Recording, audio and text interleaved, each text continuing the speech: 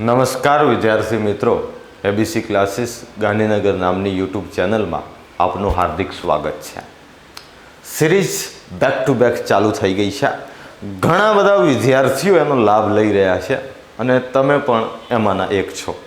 તમે આટલો બધો પ્રતિસાદ આપી રહ્યા છો એ જાણીને અત્યંત આનંદ છે અને અમારા તરફથી બોર્ડની પરીક્ષાની અંદર જ્વલંત સફળતાઓ મેળવો એવી હાર્દિક શુભકામનાઓ પણ.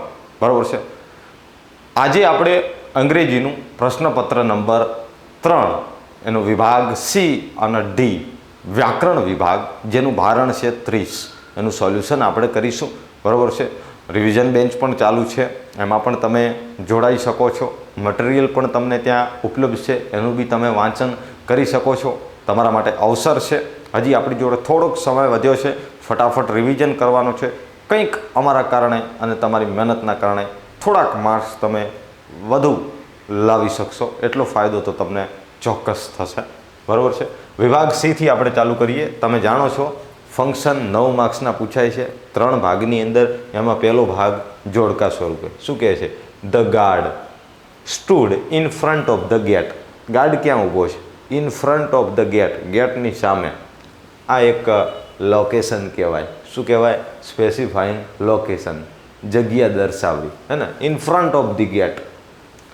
ત્યારબાદ છે Mahesh has been living in Gujarat since 2010. જરૂરથી એટલું યાદ રાખો વિદ્યાર્થી મિત્રો કે જો આવી રીતે સમયની આગળ સિન્સ શબ્દ વાપર્યો છે એટલે કે સિન્સ પ્લસ સમય એવું આપેલું હોય એટલે હંમેશા પોઈન્ટ ઓફ ટાઈમ જ સિલેક્ટ કરવાનો. જો સિન્સ ના હોત ને, આવી રીતે એકલો સમય હોત ને, તો સ્પેસિફાઈંગ ટાઈમ આવત. પણ અગર સમયની આગળ સિન્સ શબ્દ લાગેલો છે તો દોસ્ત હંમેશા પોઈન્ટ ઓફ ટાઈમ સિલેક્ટ કરો. બરાબર. આ નાની નાની ટ્રીક યાદ રાખો. પછી જ્યારે વાક્યની શરૂઆત આવી રીતે ક્રિયાપદથી થતી હોય, વાક્યની શરૂઆત ક્રિયાપદથી થતી હોય, જેમ કે open the bottle end power the juice in to the glass. Bottle ખોલો અને ગ્લાસની અંદર જ્યુસ ભરો. આ એક રીત છે, આ એક પ્રક્રિયા છે, આ એક પદ્ધતિ છે. તો આ ડિસ્ક્રાઇબિંગ પ્રોસેસ કહેવાય. બહુ જ સરળ છે. બરાબર છે. જોડાયેલા રહો. બરાબર છે. બેક ટુ બેક સિરીઝ આવી રહી છે, અચૂક ફાયદો થશે. પછી તો કે 3 માર્ક્સની અંદર આવી રીતે ડાયલોગ, સંવાદ આપવામાં આવેલા હશે અને એમાં પણ તમને 4 ઓપ્શન જે છે એ આપવામાં આવે છે. તો આ બી તમારા માટે બહુ સરળ છે. ફાધર અને મધર વચ્ચે સંવાદ છે. ફાધર શું કહે છે કે what are the children doing? બાળકો શું કરી રહ્યા છે? તો બાળકો શું કરી રહ્યા છે એવું પૂછ્યું ને, તો મધરે ડ્યુરેશન ઓફ ટાઈમમાં એનો જવાબ આપ્યો, સમયગાળામાં, કે they have been playing chess for an hour now. એકાદ કલાકથી એ લોકો ચેસ રમી રહ્યા છે. બરાબર છે. તો ડ્યુરેશન ઓફ ટાઈમ માટે ફોર પ્લસ સમયગાળો હોય, સમયગાળાની આગળ ફોર શબ્દ લખેલો હોય. આ અચૂક યાદ રાખવું, નાની નાની ટ્રીક યાદ રાખવું. બરાબર છે. જોડાયેલા રહેશો અચૂકથી. જ્યારે બોર્ડનું પ્રશ્નપત્ર તમારા હાથની અંદર આવશે ને, ત્યારે ચહેરા ઉપર મુસ્કુરાટ હશે. બરાબર છે. કેમ કે જોડાણા છો, ભોગ આપ્યો છે, સોલ્યુશન કર્યા છે, તો પૂછાવાનું તો છે જ દોસ્ત. મહેનત કોઈ દિવસ એળે નહીં જાય. 43 નંબરનું છે કસ્ટમર અને શોપકીપર વચ્ચે. ઘણીવાર આવી રીતે ઉપર ખાલી જગ્યા આપેલી હોય તો ચિંતા ના કરો, નીચેના વાક્યનો સંદર્ભ લો, સમજો, સંવાદને વાંચો. કસ્ટમર અને શોપકીપર વચ્ચે સંવાદ છે. હવે કસ્ટમરે એવું તે શું પૂછ્યું તો દુકાનદારે એવો જવાબ આપ્યો કે યસ સર, હા સાહેબ, I have a good collection four kids. બાળકો માટે મારી જોડે એકદમ સરસ કલેક્શન છે. તો શું પૂછ્યું હશે? તો ઇન્ક્વાયરીઝ નેચરમાં તો પ્રશ્ન જ પૂછેલો હશે. તો એણે પ્રશ્ન પૂછ્યું કે do you have any story books four children? બાળકો માટે તમારી પાસે વાર્તાની ચોપડીઓ છે? તો એણે કીધું કે yes sir, I have a good collection four kids. Very simple છે. થોડુંક વિચારો, થોડીક સમજણ શક્તિ દાખવો, બહુ આસાન છે. ત્યારબાદ આગળ વધીએ. અહીંયા પૂજા અને અલી વચ્ચે સંવાદ છે. પૂજાએ કીધું કે વોટ ઇઝ ધેટ? પેલું શું છે? તો અલી કહે છે પણ ડિસ્ક્રાઇબિંગ પ્લેસ, સ્થળ, જગ્યાનું વર્ણન કરીને કહે છે કે ધેટ ઇઝ રાયગઢ. રાયગઢ એ સ્થળનું નામ છે, કિલ્લાનું નામ છે. That is Raigad the strongest fort. મજબૂત કિલ્લો, ફોર્ટ એટલે કિલ્લો, which was built by Shivaji, કે તે શિવાજી દ્વારા બાંધવામાં આવ્યો છે. એટલે ડિસ્ક્રાઇબિંગ પ્લેસ. તમે જુઓ બીજા કોઈ વાક્યમાં તમને એમ લાગે છે કોઈ સ્થળનું વર્ણન કર્યું હોય? અને એક વસ્તુ કહું, વર્ણન હંમેશા લાંબુ લચાક હોય. આપણી ભાષામાં કહીએ એનું વાક્ય હંમેશા લાંબુ હોય. એટલે થોડીક સમજણ શક્તિ દાખવો, કશું અઘરું નથી. It's very easy. ઓકે, જોડાયેલા રહો. બરાબર. ત્યારબાદ તમે જાણો છો કે આ પોઈન્ટ પરીક્ષાની અંદર બદલાઈ ગયો છે. આમાં બી તમને ઓપ્શન આપવાના છે, પણ હવે બોર્ડે જ્યારે આ માળખું બદલ્યું એની પહેલાં પ્રશ્નપત્ર પ્રિન્ટેડ થઈ ગયા, બરાબર છે. હજી એ વેચાઈ નથી ગયા તો બીજા ક્યાંથી પ્રિન્ટ કરે? તો એના માટે મેં તમને પહેલો વિડીયો આપી દીધો કે કેવી રીતે પૂછાશે એ પ્રશ્નપત્રનું પરિરૂપ પણ તમે બોર્ડનું ધ્યાનમાં લઈ શકો. તેમ છતાં આપણે અહીંયા આવે છે તો સોલ્યુશન અચૂક કરીશું, પછી આગળ વધીશું કે અવર ક્લાસીસ અને સ્પેસિફાઈંગ ટાઈમ, સમય તો લખવાનો છે કે our classes will open on 5th August. It's very easy, સમય આવી ગયો. પછી કે ડિસ્ક્રાઇબિંગ એક્શન, કિરણ, તો કે કિરણ ઓલવેઝ ગોઝ ટુ સ્કૂલ. આ એક ક્રિયા થઈ ગઈ, હંમેશા શાળાએ જાય છે, બહુ સરળ છે. અને ડિસ્ક્રાઇબિંગ થિંગ, વસ્તુનું વર્ણન કરો, ધ બેગ કરીને છે. આ એક વસ્તુ છે કે the bag which is in red colour is belong to my sister. પેલી બેગ કે જે લાલ કલરમાં છે એ મારી બેનની છે. સિમ્પલ છે. ત્યારબાદ આપણે આગળ વધીએ. હા, અહીંયા પાઠ આધારિત ખાલી જગ્યા આવશે તમારા 1 થી 10 પાઠની. તો રિયલાઇઝ, ક્રાફ્ટ અને ડેસ્ટિની. રિયલાઇઝ એટલે ભાન થવું, અનુભવાવું. ક્રાફ્ટ એટલે ઘડવું, ક્રાફ્ટ એટલે ઘડવું, અને ડેસ્ટિની એટલે ભાગ્ય. The youth should craft their own destiny. યુવાનોએ એમનું ભાગ્ય જાતે ઘડવાનું છે. They must realise their strength. એમણે એમની તાકાતને ઓળખવી પડશે, એનું ભાન કરવું પડશે. And work for their future. એમના ભવિષ્ય માટે કામ કરવું પડશે.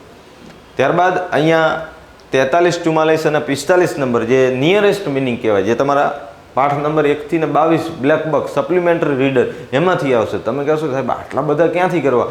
કોઈ ચિંતા કરવાની જરૂર નથી.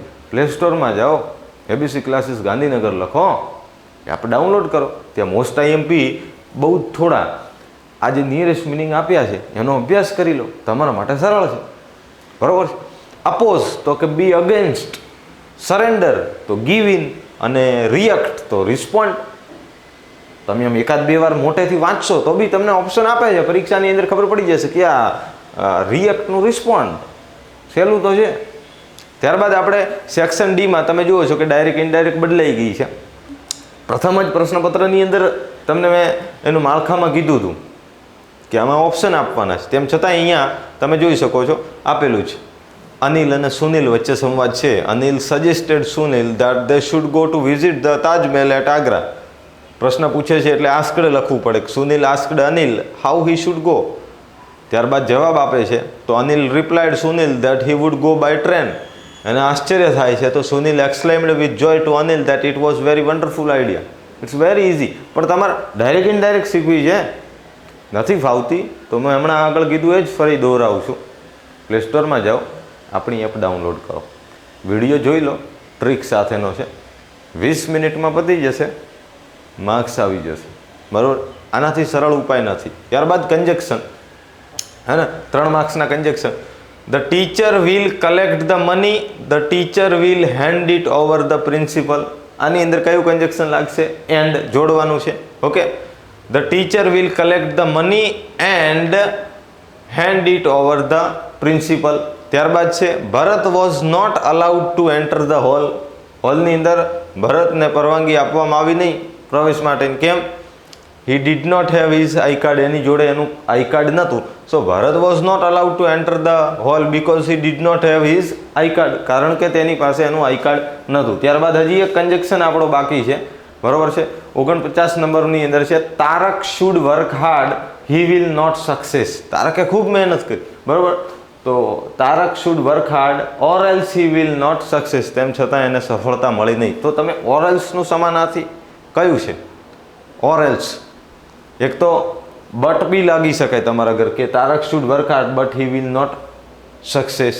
અને અધરવાઇઝ બી તમે લગાવી શકો, Tarak should work hard otherwise he will not success. So or else લગાવો, અધરવાઇઝ લગાવો, બટ લગાવો, યટ લગાવો, બરાબર. પણ ડિપેન્ડ કરે છે કે ઓપ્શનની અંદર શું આપેલો છે ચારેનો ઉપયોગ એકદમ સરખા જેવો. ત્યારબાદ અહીંયા complete the paragraph selecting the correct word. તો આમાં કરેક્ટિંગ એરરનો જે ટોપિક આવે છે, પહેલાં તો ડાયરેક્ટ અંડરલાઇન આવતી ને તમારે સુધારવાનું હતું, પણ હવે અહીંયા ઓપ્શન આપી દે. Did you. હવે ડુ, ડઝ અને ડીડ જોડે હંમેશા ક્રિયાપદનું મૂળ રૂપ આવે, યાદ રાખો. મગજની અંદર ઘુસાડી દો કે જ્યારે જ્યારે તમારા વાક્યમાં તમને ડુ, ડઝ અને ડીડ દેખાય છે ત્યારે ત્યારે તમે ક્રિયાપદનું મૂળરૂપ પસંદ કરશો. બહુ સહેલું છે, બહુ જ સહેલું. તમને અત્યારે એવું લાગી રહ્યું છે કે ઓહો આટલી જ વાત હતી, અમે કોઈ શીખ્યા જ નહીં. કોઈ ચિંતા નહીં, તમારું વર્ષ જતું રહ્યું, પણ નેક્સ્ટ તમારી જે જનરેશન, તમારા ઘરમાંથી જે બાળકો ધોરણ 10ની અંદર, 9ની અંદર, 8ની અંદર, અન્ય કોઈ 1 થી 10 ધોરણમાં આવી રહ્યા છે, તો અચૂક કહેજો અમને આવતા વર્ષે. બરોબર? તો ડુ, ડઝ અને ડીડ તમારા વાક્યમાં દેખાય એટલે તમે મૂળરૂપ મૂકો. No. Did you know that Alexander Graham Bell હેડ.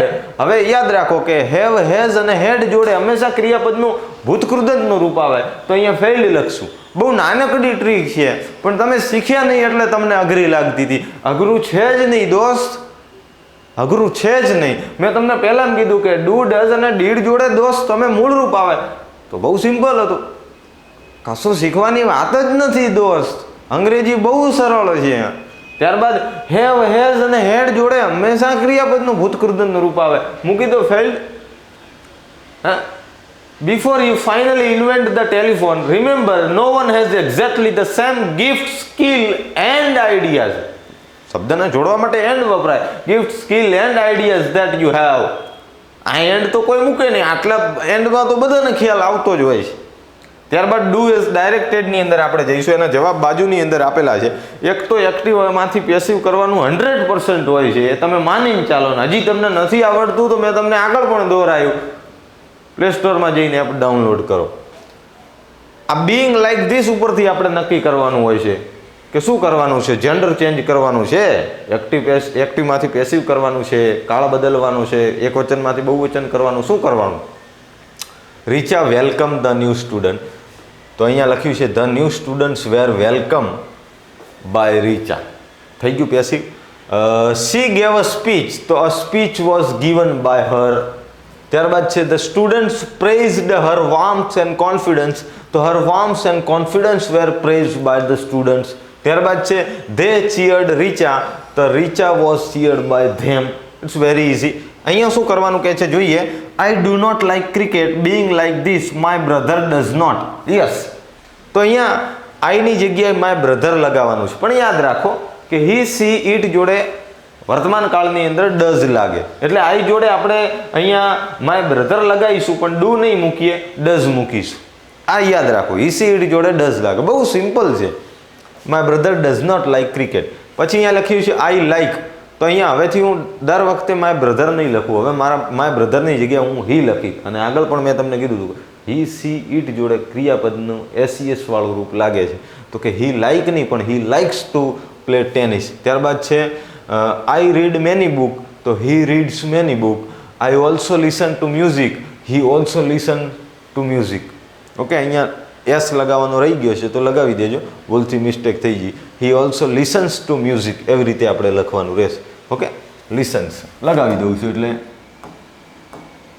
આપને બી ભૂલ ના થાય ક્યારેક. ઓકે,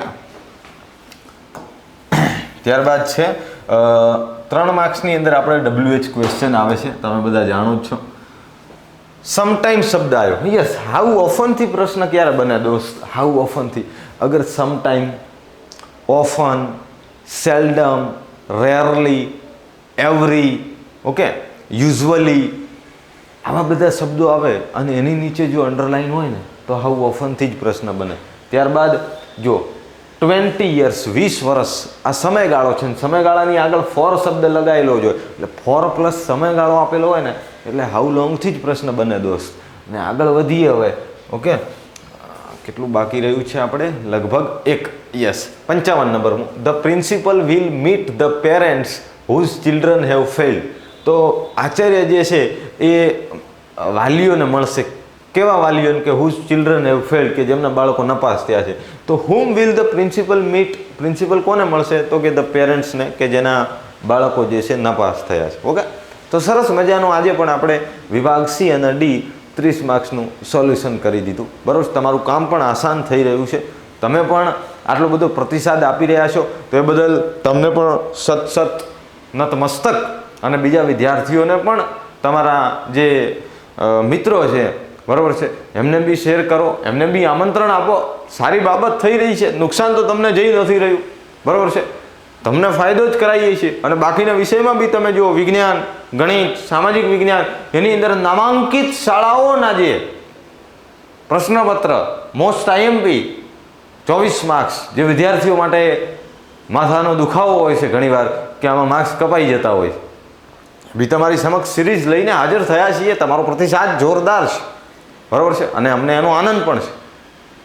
સાંભળવા બદલ આપનો ખૂબ ખૂબ આભાર. ફરી મળીશું આવતીકાલે એક નવા અધ્યાય સાથે. જોડાયેલા રહેજો. ધન્યવાદ.